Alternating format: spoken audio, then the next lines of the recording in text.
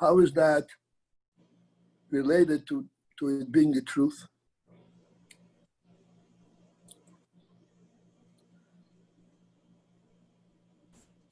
All right, please listen. This is an important insight.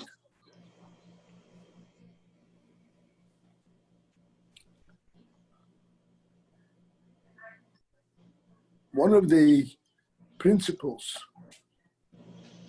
of that truth, the concept of that truth, we all know the difference between the word true and truth.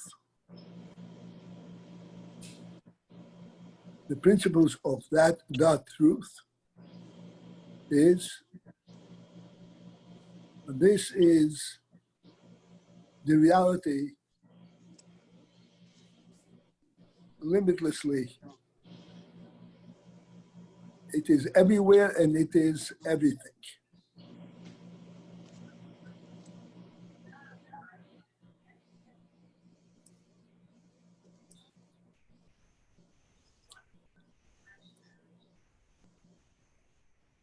This is why there is that which we call AYIN, emanating from this truth.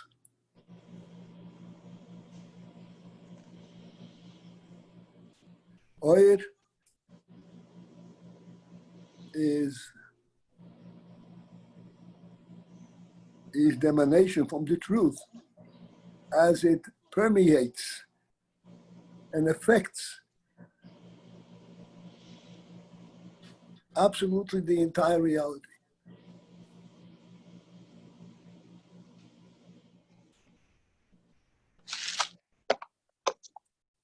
Just as the sunshine encompasses the entire world without the sun having to go there.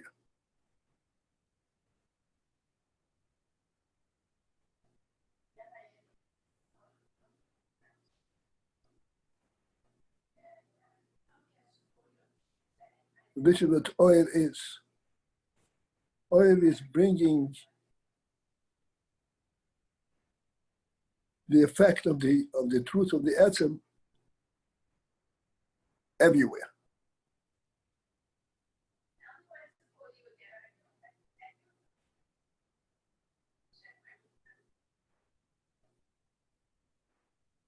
However,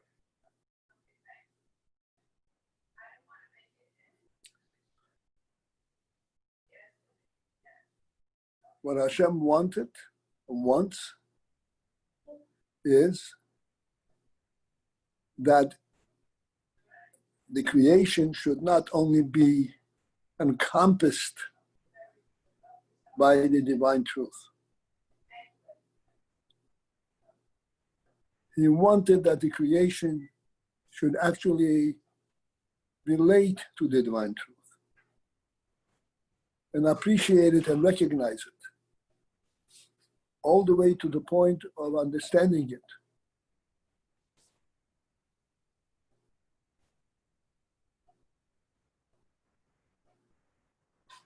And thus, he created the Kelim.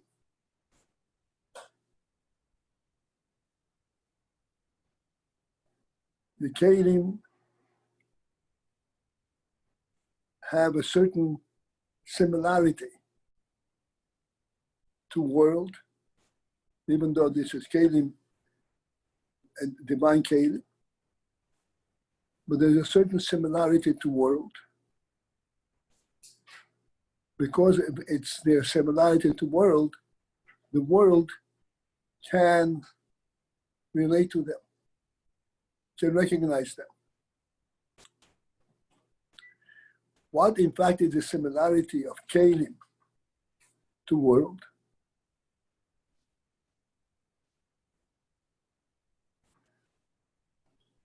One of the qualities in world is definition, a definable presence.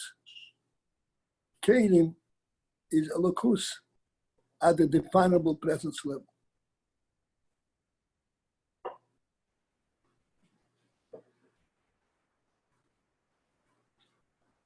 What is definable in Elokus?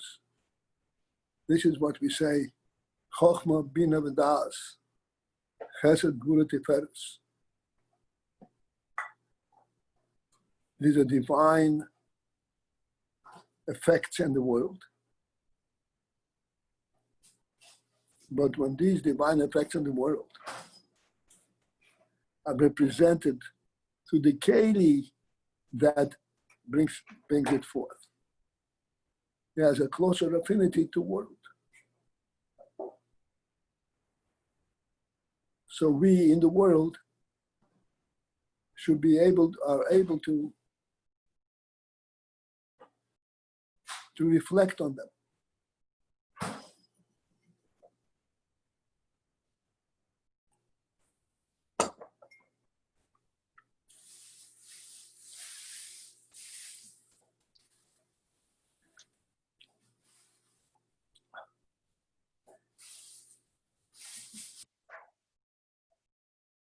And here is where is an important precaution. Precautionary note.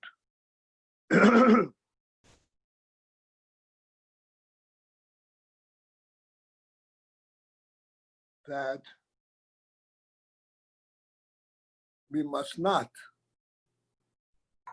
be limited, swayed by the appreciation of the Keli. We must recognize and look towards the oil that the Keli brings forth.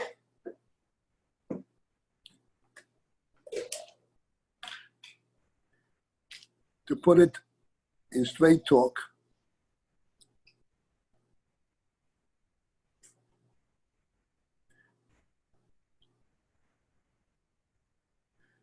the oil is always a reflection, a projection from the source, from the Etzem itself, from Malakus. Keli acquires a certain self-defining presence. Keli is a means to bring the oil into the world. It is important that one seeks to appreciate the Elokus in the oil rather than how it is reflected in the world.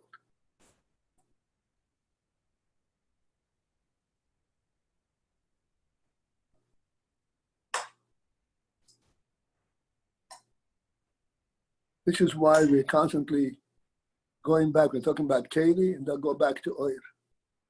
And then we go back in the Keli itself. There is an inherent oil, and there's a beacon in the Keli.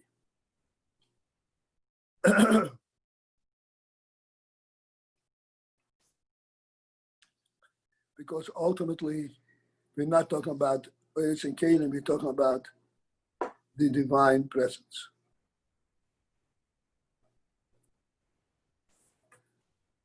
If we're talking about divine presence, why are we talking about oil and Keli?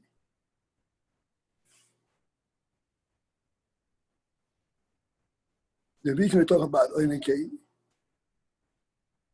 is that oil and Keli is a means by which we can be presented to think about the divine presence. But there's an important prerequisite that we must not get lost in the Keli, in the materials. We must recognize how this is an emanation from the divine presence. And our relationship to it should be to the divine, through the Keli to the divine presence itself.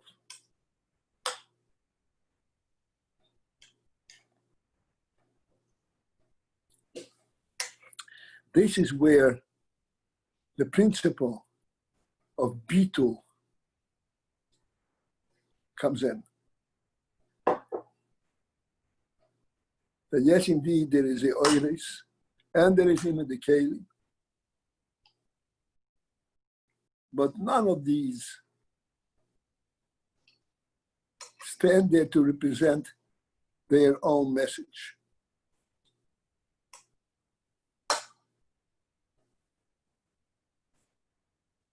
They are completely bottled to the oil in soif, to the etymologus.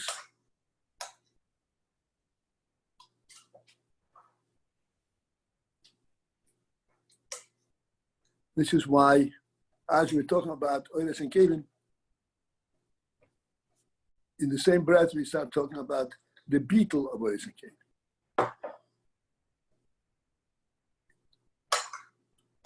Because the beetle aspect is of utmost importance,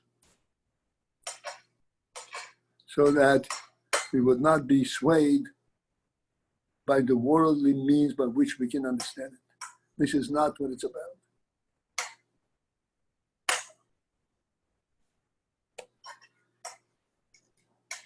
And I will give, so to speak, a demonstration, a moshel for this principle. Not a very far-fetched moshel. Very simple moshel. But this simple moshel is representative of the error that we may make.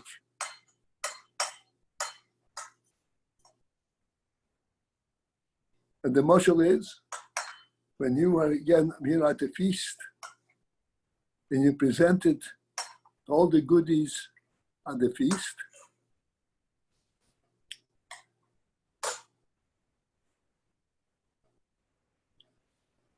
if you become entranced and affected and focused on the goodies, these goodies are the kelim by which the feast is being presented to you.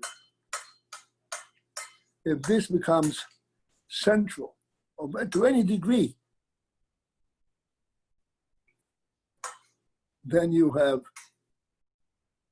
missing the whole message of the feast and of the kelim and everything.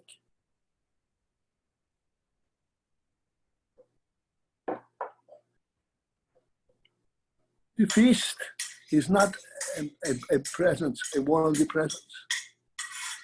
The feast is the supreme ruchnische experience that the human being is going through. As for example, a wedding feast,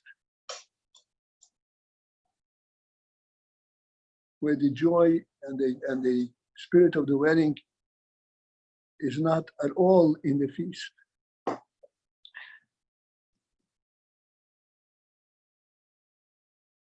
A wedding is called binyan adeyat, the building of an eternal edifice. The sense of the wedding is the eternity aspect that it represents. Eternity is by definition divine. And therefore, the wedding is representing the divine miracle in the creation. And this is where all the great joy comes from. The joy of a wedding is almost limitless.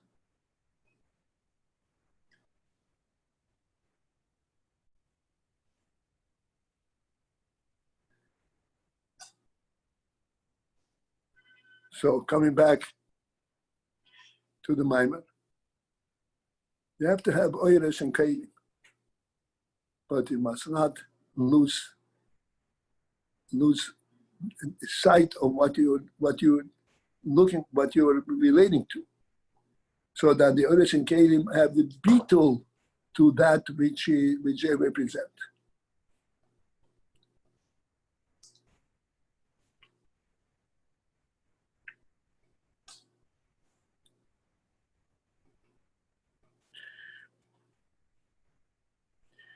How do the kelim,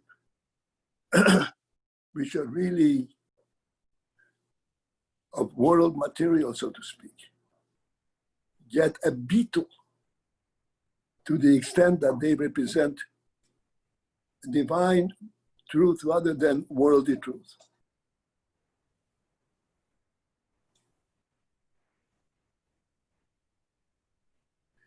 This is what We are learning I'm going to go inside now.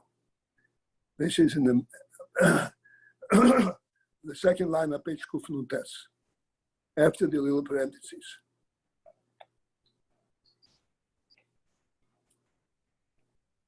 However, HaKoyach BeHaKelim, the koyach, the ability, BeHaKelim in the Kelim, which are worldly defining element. Li is Bahem, that in the Kelim themselves there should be the koyach that the Kelim have to effectuate that within the Kelim there should be bechinas habitul, that there should be the aspect of bitul. Ali de hoyer.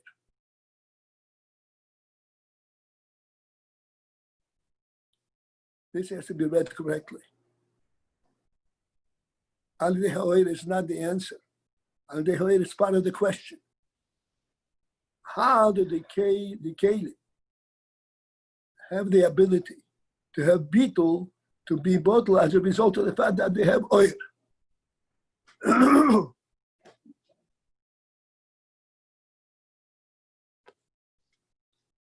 Excuse me.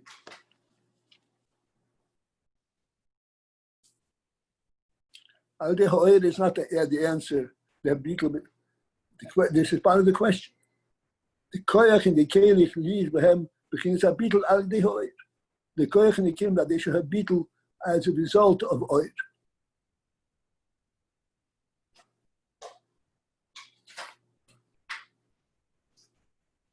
In order that the oil should effectuate a bitul in the kelim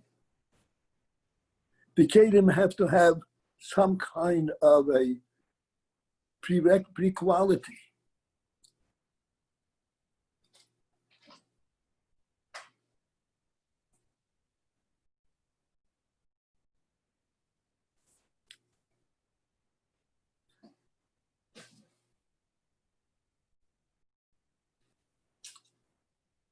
Some kind of an inherent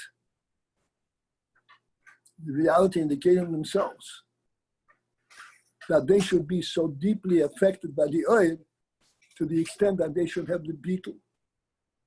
They should be able to absorb the beetle, the oil, to the extent that they become a beetle like the oil. This is what this phrase over here says. However, I'm repeating again, second line. HaKoyach BeHaKelim, the koyach in the kelim. Li is bahem bechinas habitul al dehoir. The koyach in the kelim, that in the kelim there should be the beetle aspect as a result of the oil.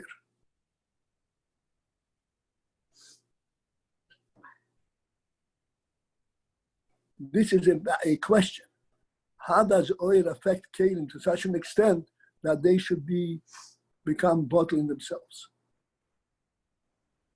If you put oil in kelim, you have beetle, but all you have beetle of the oil. The kelim carries the oil, but the kelim itself remains a kelim. We are speaking about a different kind of effect. But the kelim themselves have beetle. As a result of it having oil, it brings out the beetle of the kelim itself. This is the question is, when does a kelim have beetle that this beetle should surface as a result of the oil? This is the question. At the end of the second line, not only that the kelim should have the union from beetle alidei oil,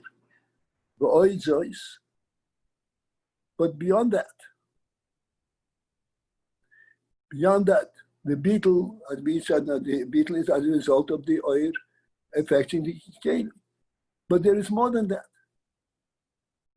But we need to explain is a different level of beetle in the kelim.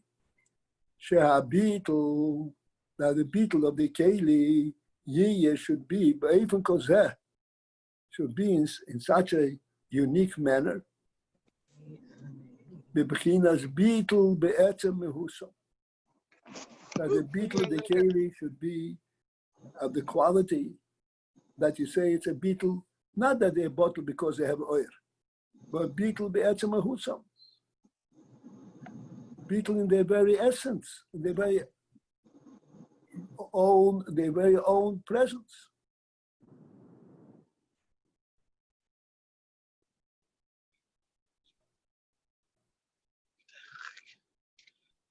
Again, I want to give a mashal for this so we should understand the oddity, the tremendous breakthrough in this.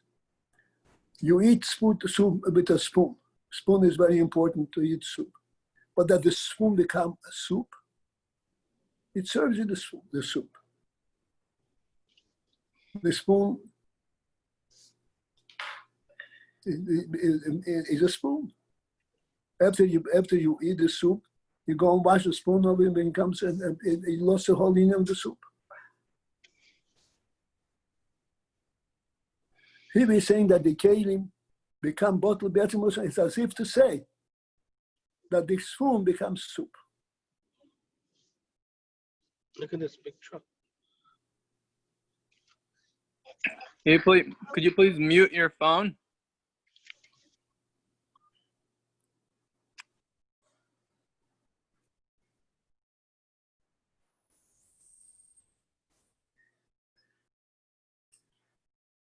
And the Rebbe explains why is he insistent on defining the beetle in this manner.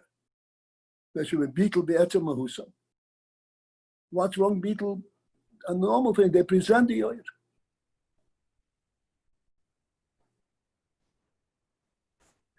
It's not enough.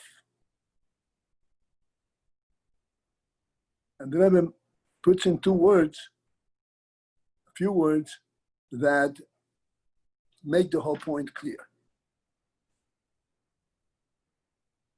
B'chinas beetle be'etzem mehusam. That the kelim should be beetle be'etzem mehusam in the very essence, as I said in our mashal. The spoon should become soup. And what is the aim in that? What's the point in that?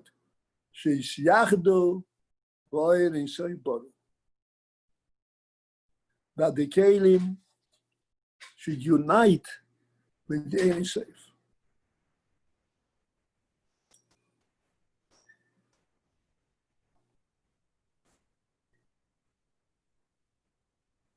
What is the significance of this? That the kelim should be misyached for Ein Sof.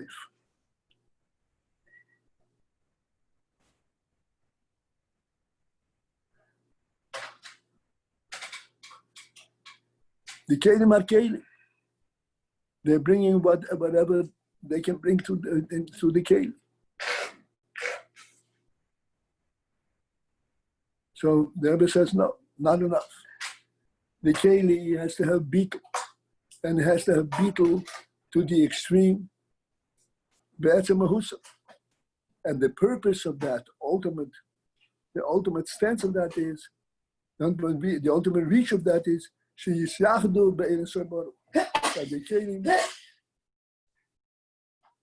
unite with the Ein Sof baruch.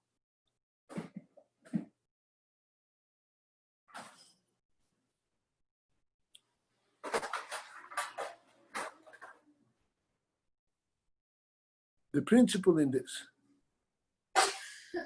that we are looking for this ultimate state, a level, beetle, union, that the kelim are misyached be'ein sof baruch.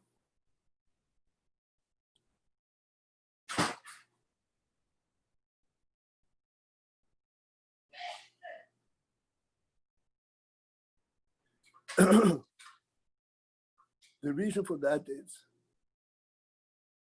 because ultimately we do not want to have any influence from any other source than from AYIN Sod Baruch.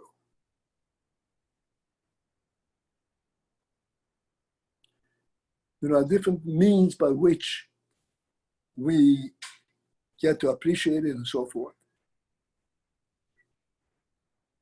But ultimately, we want to get a direct connect, a direct effect, mashpah, from the Ein Sof. Even though it is by a kelim that we receive it, but the keli itself becomes one with Ein Sof. And therefore, when we receive it to the keli, we're receiving it from Ein Sof. Well, why? Because the keli is bottled in the Ein Sof. It is actually one with Ein Sof. It is found to be Ein Sof.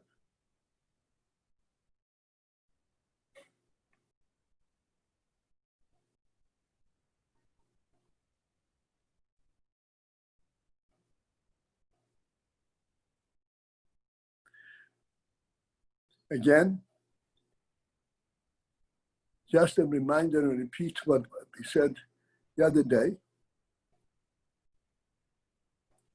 It is important to recognize and to bear in mind that yes, indeed, there has to be oiris and kelim. The means of which it comes into the world is reduced to the point where that the world can receive it.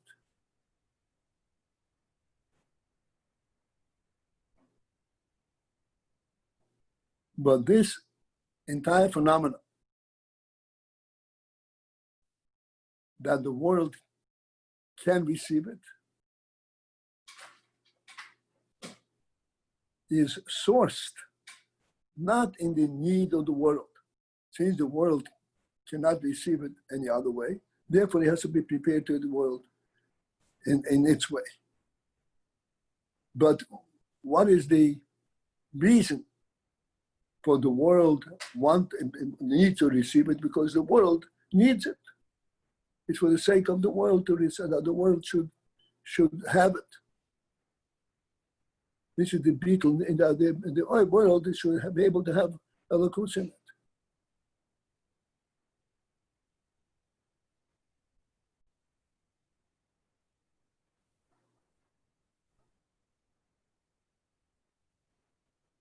So then that would mean that the whole phenomenon of kelim is for the sake of world. It's a worldly, begins on the worldly level. It represents world in a very fine and high level, but still represents world. But we're saying that the beetle of the kelim is complete. That they misyacha the Ein Sof Baruch. They unite with the Ein Sof. They represent the Ein Sof. They represent kelim at all. Ultimately represent the Ein Sof, like we said, the spoon becomes soup. How is this effectuated? By putting oil in the keli does not transform the keli into oil. Into Ein Sof. He receives the oil, but it doesn't transform.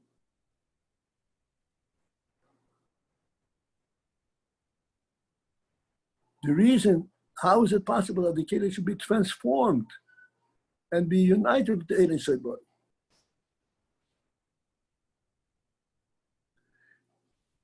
Okay? Zehu. That is.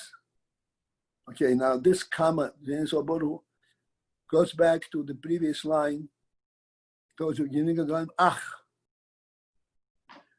Zehu, this is the follow-up of the word ach. When it says ach, however, the koyach and the kelim that should be able to be shach in Ein Sof Baruch. And here is the answer to that ach. Where does that koyach come from? Zehu. That is mi bechinas ha'maki v'tirei. This is in fact from the makif aspect, but not makif as we were talking about till now. Makif diretato, that ultimately relates to world and allows world to accept it and understand it. This is a makif d'tihirei lo, the supreme makif. The supreme makif. Not the makif as it recognizes world. But hirei lo, makif as it is, makif unto itself, as we spoke the other day. The Kalim get their beetle and the ability to unite with Ein Sof by the effect of the makif of Tirei Lo, of the supreme makif. Makif has nothing to do with Kalim, has nothing to do with world. The makif of Ein Sof itself.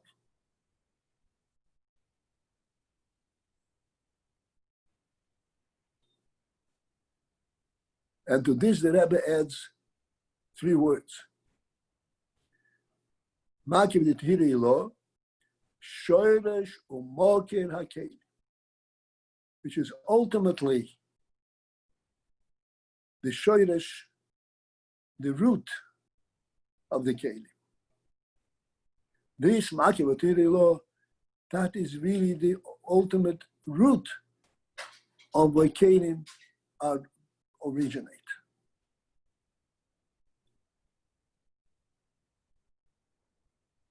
You would think that kelim originate during the process of presenting the oil. Kelim is a means to present the oil. So the Rebbe tells you a completely different concept.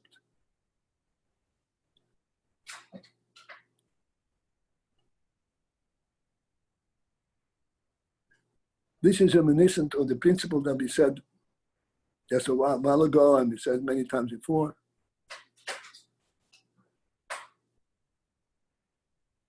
That the origin of the creation of the world is not at the point where the world needs to be created. But it originates, it is a divine will that there should be a world and that there should be divine gilu, elokus in the world. This is what he says. Makif d'tihirei lo. Tirei lo means the super tehila, the super purity. Purity has nothing to do with world at all. The essential purity of itself. That is the sheresh u'moker hakelim. That is the source of the kelim.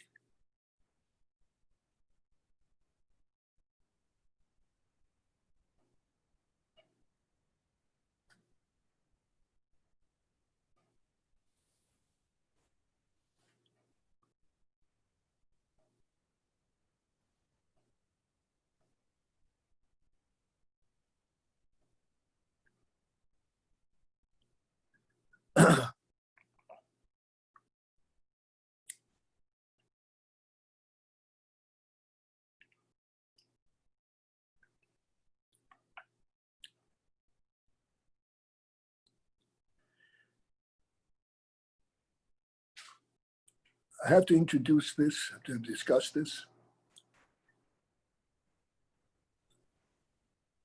As a first introduction,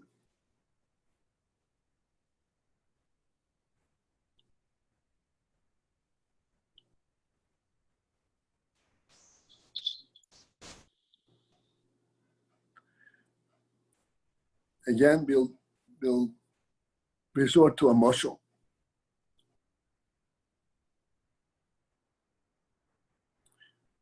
The mashal is a Rab is teaching his Talmidim.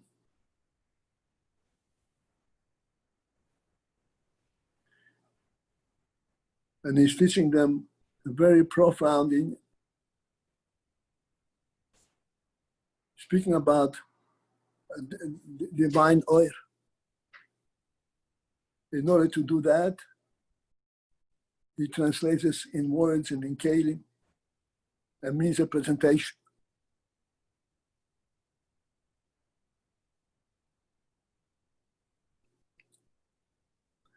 When the Rav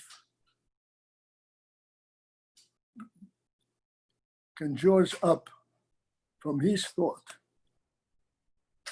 the means and the misholim by which he can present this union to the Talmidim.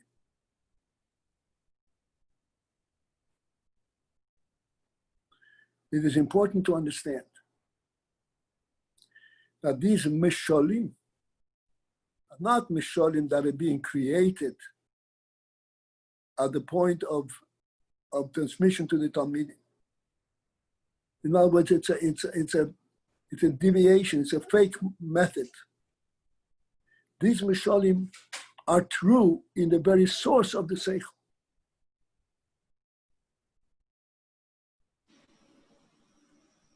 When the Rab gives a mosh and explains this a seichel of a high level to the Talmud at a lower level in the world, he is not misrepresenting the seichel to the Talmud, he's speaking to him on the world level. He's not representing Chas v'Sholom, he's telling the truth the way it is. Time check.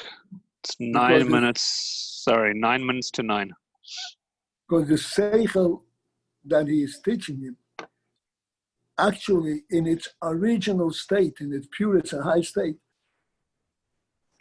has the wherewithal, has the means by which he can relate to the highest level and to the lowest, to the world itself. This is being the mashal is not a means, a deviation from the truth of the seichel. Being the mashal is bringing down from the source of the seichel into the end of the seichel.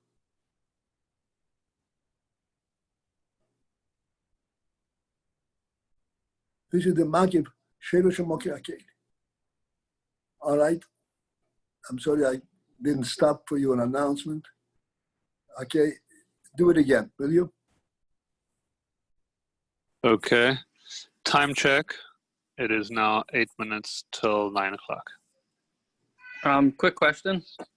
Until this point, it seems whenever we spoke about mishalim, it seemed that we downplayed them, but it seems that today we reached a higher perspective of what a mashal really is. So, comment or a question, I don't know what it's called, but that's my That is correct. Uh-huh. Okay. I have a question, Rabbi. We said that right now, I mean, I probably still have to think about it, but we said that the bitul, the koach for the bitul of the kelim comes from the oil. And then we said, the next line, that it really comes from tehiru ilah, which its source is higher than the or. So that's what is confusing to me.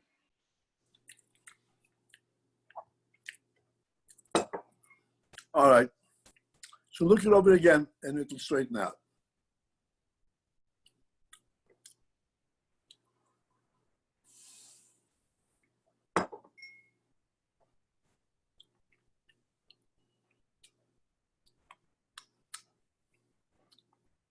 It reveals itself to the oil, but its origin is higher.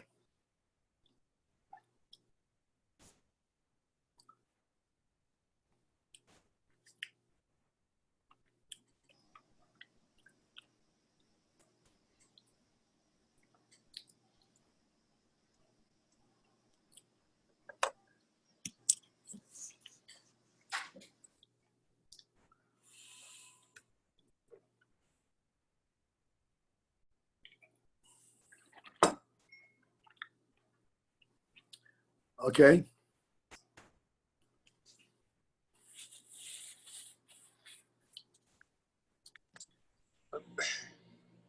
This is our break to give everybody a chance to reflect and ask, make points. Okay, we just introduced from the sentence, Makif of Tehir Ilah is the source of the Kalim. I would like to know, this first time we see Tehir Ilah, I would like to know if you can elaborate on this concept, which seems to be essential. What is Tehir Ilah exactly? Exactly. You only wanted to do exactly, right? No, I'm sorry. I didn't mean that. So we said, Tehillah Ilah is the divine presence as it is known to itself, rather than as as it becomes known to the world.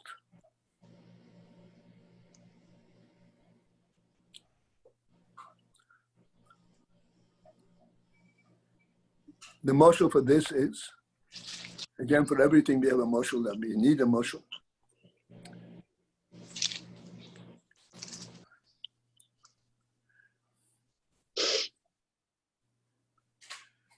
When you explain your thought to someone else,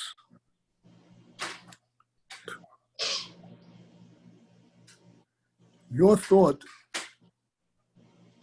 originates not at the thought level. Your thought originates on your own sense of your reality. And then you formulate a thought from that to the point where you can actually transmit it to someone else. But the way the thought is at its original level, it's not even a thought. It's part of the truth as you experience it, as you know it. You don't even know the reason why it needs to be spoken about. This is the reality. The only reason you speak about it is because you want to communicate to someone else. But for your own sake, this is the reality.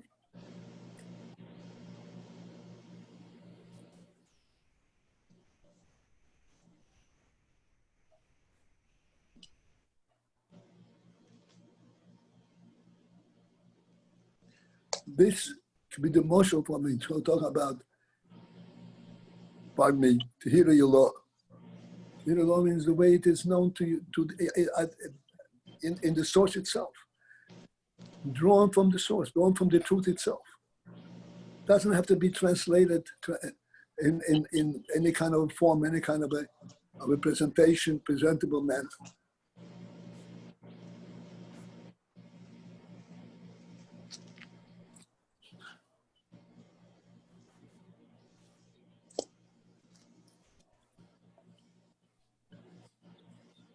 I'm going to give a marshal for this. An extremely down-to-earth marshal.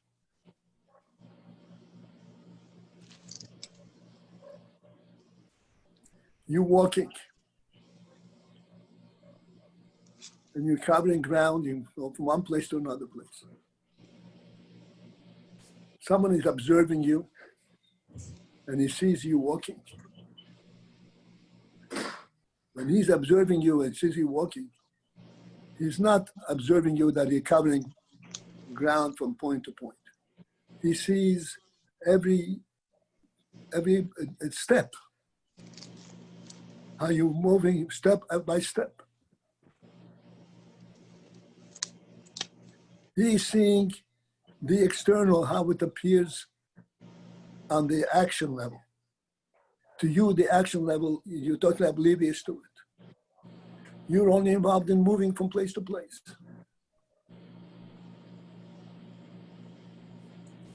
This movement from place to place and the action of moving step by step are two different worlds, different levels completely.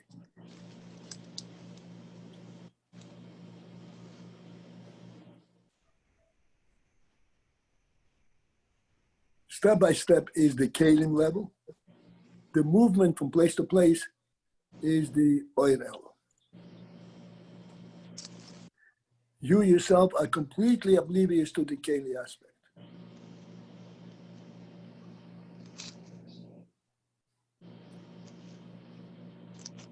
At least this is normally a person who has healthy feet. He's not aware that he's moving his feet.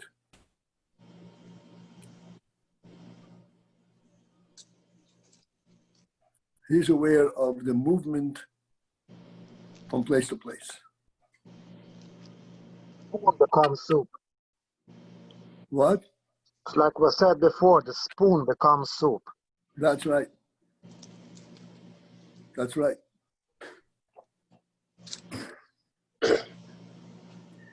It is amazing how the Rebbe created the world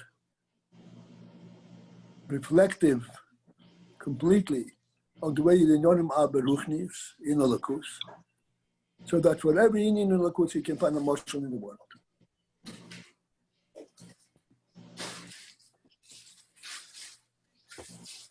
The world is a divine miracle. Reflective of the divine principle of how the world should look like. To the point where every aspect of the world is a marshal for the Lakus.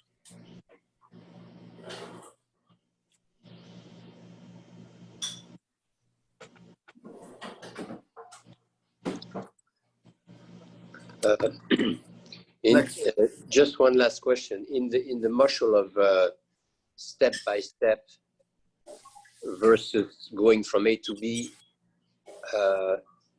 is there a relation with Tehira Tata?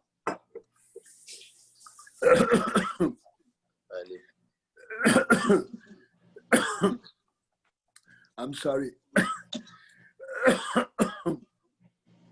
The way we are presenting it now is the step by step is like the Tira Tato. Okay. Why? Because this is the source of the Keli. Okay.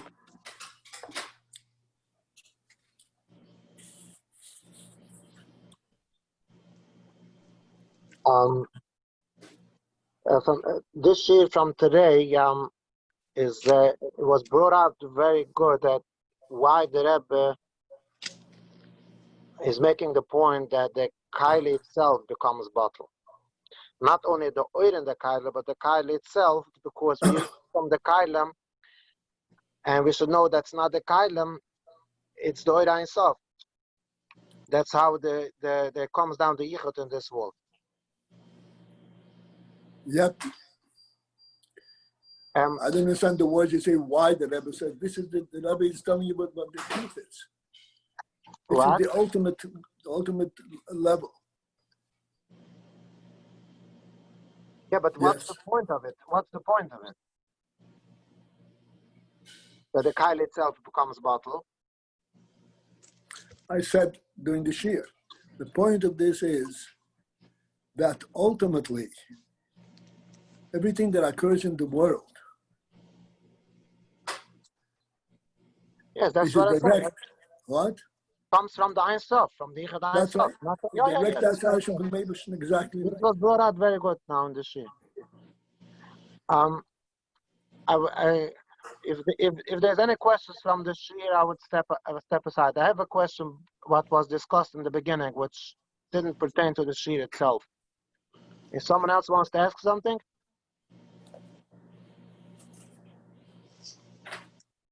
okay. I would like to ask because it was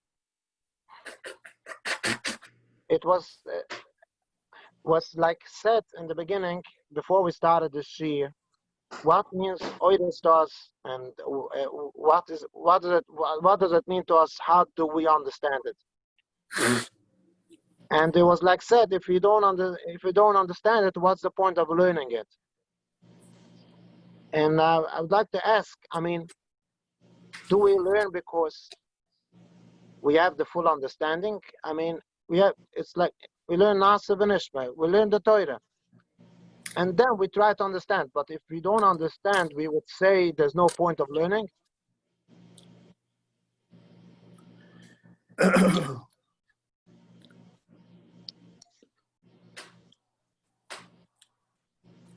All right.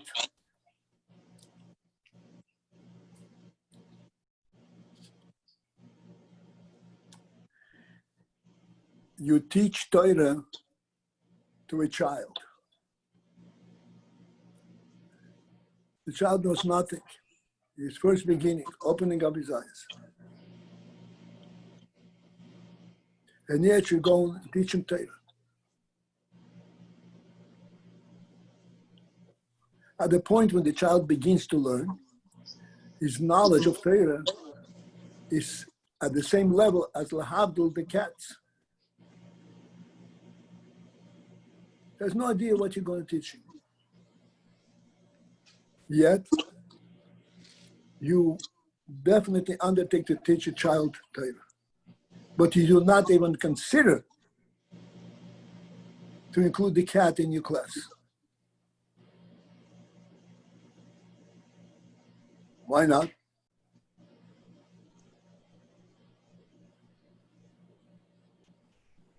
Because the cat does not have the sense of reality that a child has.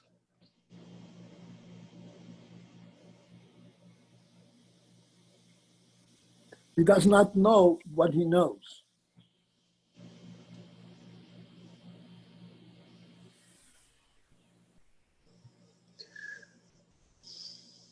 You ask that the child knows everything what a human being is.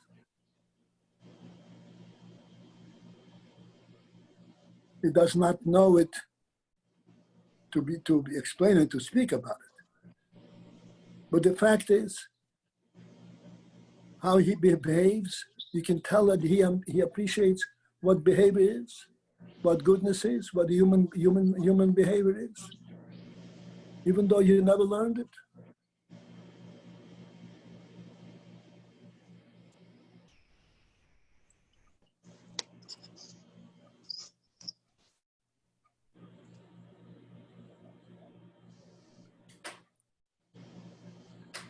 So you're asking, what does a child know before he learns? He knows everything, but he does not know it in an analyzed manner. But inherently, he knows what a human being is.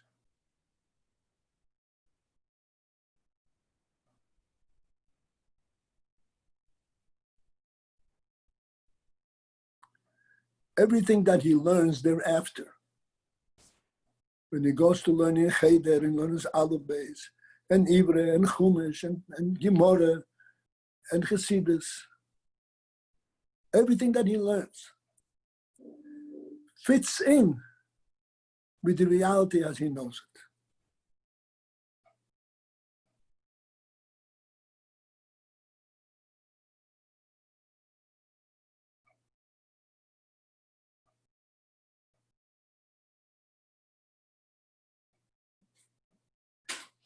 Which is why, as you learn with the child, you observe the child and the child says, oh yeah, I understand. What does he understand? He never learned it.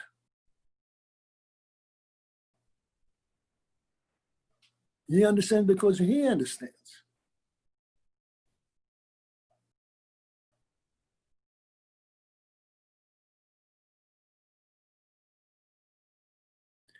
I hope this answers this question.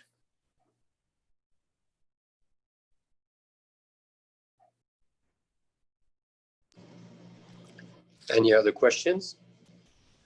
1 second. I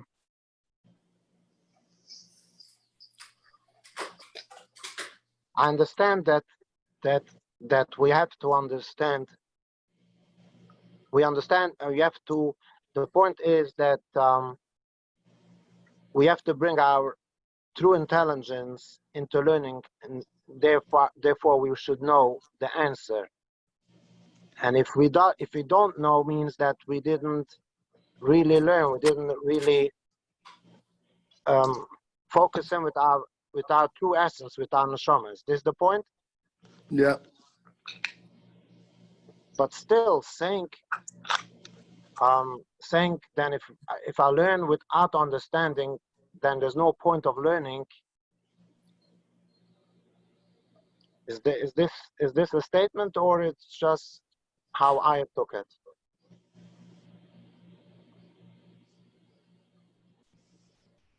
I will explain then what's the difference between this and a little bit easier. If a child learns,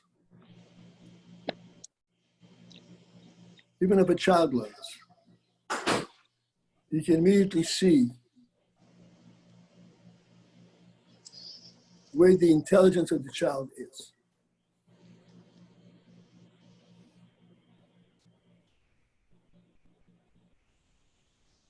Typically, a child learns olive base.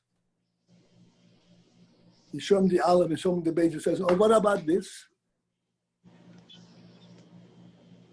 He says, oh, that's Gimel, yeah. And what about this? If a child looks at the olive base and he's not interested at all what follows, he's not awakened yet to learning.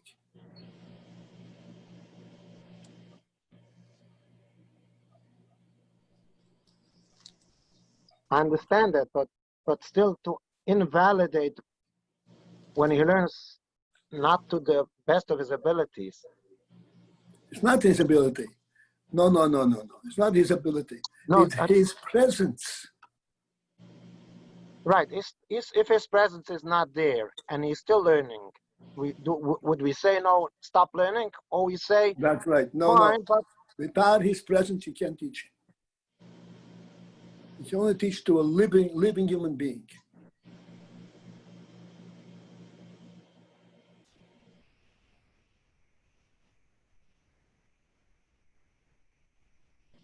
okay, so if someone is not fully there, do we say don't learn, or even learn halfway, or a quarter ways? At least learn. I'm not saying not to do better, but to invalidate this little bit what she does. Well, there's a difference between fully there or not there at all. Can't you qualify how difficult this is versus another piece of chassidus? I don't know. If he's not there at all, you can't teach it to him. They feel very bad. Yeah, but we were not talking of not there at all. We're talking on a deeper level to understand really what oil is. Okay, but even on a different level, he is there. He's there and has a curiosity. He'd like to know more. But if he's absolutely not there at all, he has to bring his inner reality to learning.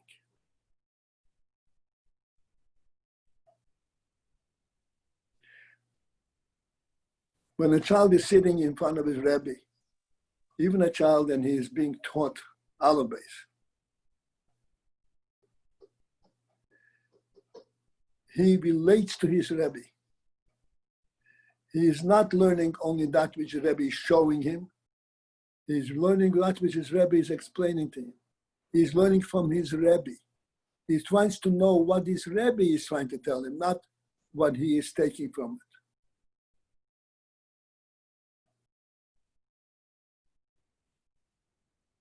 Okay, I understand it in the higher level, but I'm just saying the way how it was laid out is I don't know, like it felt like by the Masnagda. If we don't understand it, then we shouldn't learn it.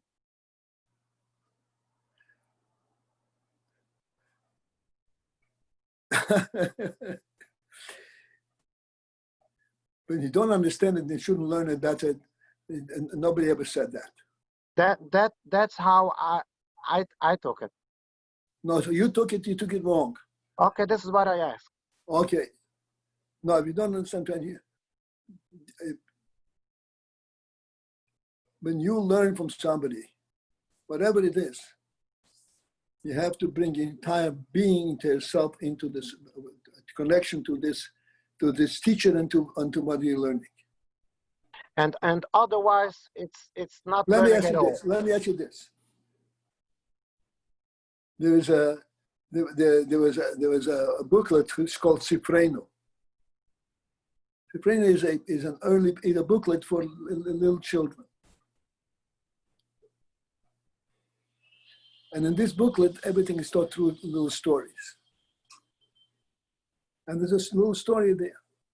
The little story over there is that a teacher, a Rebbe, is teaching a child, olive base.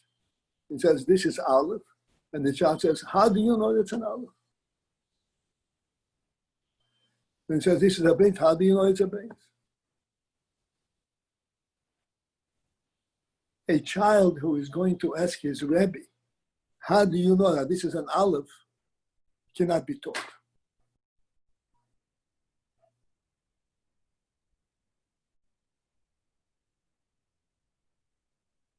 You understand that? You have any difficulty with that? No difficulty, but I had difficulties when it was like said, if we don't know what oil is, so what's the point of learning it? If the child does not know but that the Rebbe is teaching it, then you can teach him. Oh. It's exactly the same thing.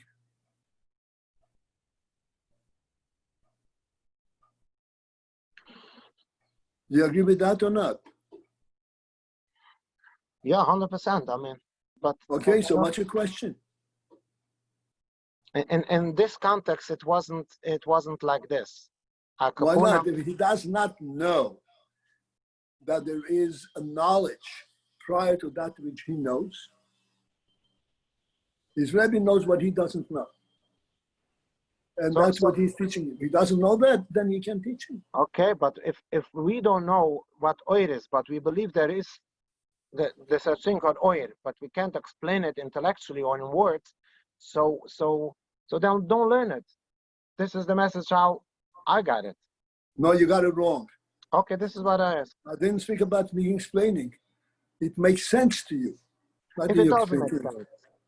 Okay. I think it makes sense to everyone, but it's hard to say it makes sense because we're going to be challenged. So say what makes sense. It makes sense to everyone. Everyone who's got a seichel, it makes sense to everyone in a certain level, but everyone cannot say it does make sense because they're going to be asked, okay, tell me how, and we can't say no, how. you can't. To be able to explain is a different story. The point is, it makes everyone sense. Everyone is sensitive about oil, at least while learning. I mean, okay, fine, that's it. If it does not sense it, then you can teach it. Rabbi Paltiel, what brought you to bring this message? I didn't bring it. That's not me. Yes, it is. It's Shleima. He's insistent on this. I didn't emphasize that. Could you explain to them that what you meant is they should learn something easier, but this is the hardest there is? Tell them that. Tell them they feel terrible. That's what you meant. it's fine. It's fine.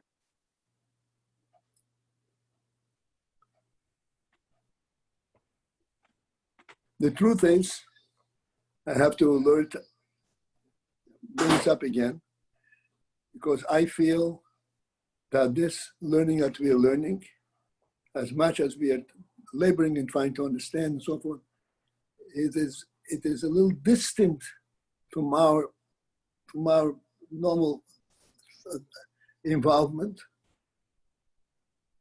Oilis and Kelim is not something that we are involved in our own thinking. Therefore, I'm always proposing maybe we should learn something else. But every time I propose that, everybody says, no, we're sticking to this. What was so different was I think it was a beautiful shir. Was explained very well. I think was very was very good explained that the oil, the kail itself becomes bottle, not through the oil. And we receive things through kailam, and therefore we should. There's achdus in the world because even the kail is also a bottle to the oil itself. I think it was very good delivered. I was bothered by what was said before. I think there's something else here, Rabbi Paltiel. I think you as the teacher, Rav, while we learn it with the Rav, we have it. Once we leave the Rav, we don't have it. So that doesn't mean while there was the shir, they didn't participating and holding on to it. They lost it afterwards on a conscious level. but they had it while the Shir, and even after the Shir, something remains, even they can't explain. Okay, so what remains? Exactly, what remains? The Rishima remains. What remains? So if you come home and your wife asks you, what did you learn today? As far as I'm concerned, He can't say what he learned, but still the Shir had an effect on him. Why does Okay, so please tell me what effect it had on you. Can't you tell them this I is can't say the effect from. Can everyone say what effect the Torah has on him? It has an effect. No, I'm not going to tell you. You went to a shir. We You learned went the to Torah. a shir, The Shir and is you not. learned. So what did you take away from the shir? Can you tell me? It's not a nigla de Shir. It's a Shir Chassidus. That's right. So what did you learn? This is what I'm saying. Okay. If you, let's say if I come, let him speak. so let's say if I come home and I don't remember nothing what I learned, so therefore I should not come back to the Shir. Is this the message? the message, it's not a question that you don't remember. Remember that you don't remember because you can't carry it with you. It's Okay. not at your level. If it's not at your level, then yes, you're barking up beyond your capacity. Yeah, the That's person has to learn to interesting. a point when he can relate to it. I remember once, Rabbi Paltiel, you gave